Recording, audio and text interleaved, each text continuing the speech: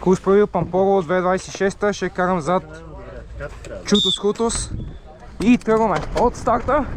Има малко въртене. Чутос трябва да ме чака малко по-надолу, защото не ни пуска да караме един за друг. Така че той би трябвало да е тук на първият завой. Ето го.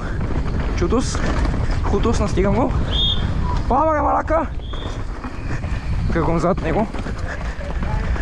Тук е малко промени, може да минеш така инсайд, което е може би малко по-бързо. Той минава отгоре, аз минавам отдолу. Преди големите камъни, които са една от най-трудните части на цялата пътека.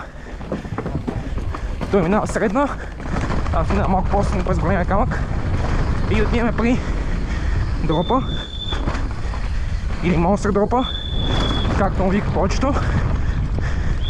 Място, където трябва да се върти и вече няма много кислород заради въртенето. Малко скокче, трева, доста забавен нов кемпър част. Ще да се убия.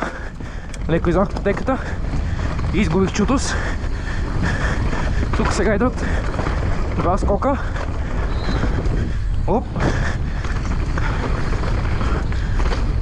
И отиваме към долната част с корените и с едно място, където последно си нещо последно може би 2021, 2022. Нещо като дроп. Ето тук. Малко не знам линията и как се минава, но няма проблеми. Ще го науча.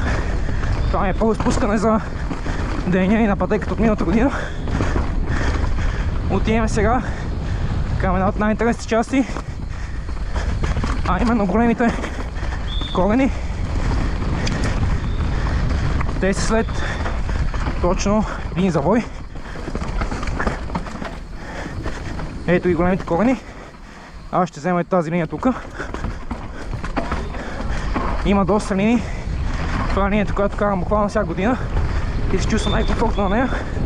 Отиваме към големия дроп, който е малко гаден удар, като се придимиш на него. Ето го. И сега отиваме към най-долната част на пътеката. Завой. Малко корени. Леко въртене с един скок над корените. И сега отивам към последния скок. Човек пасича. Ето го. Завой. Последните два завоя. Последния завой. Финалния скок.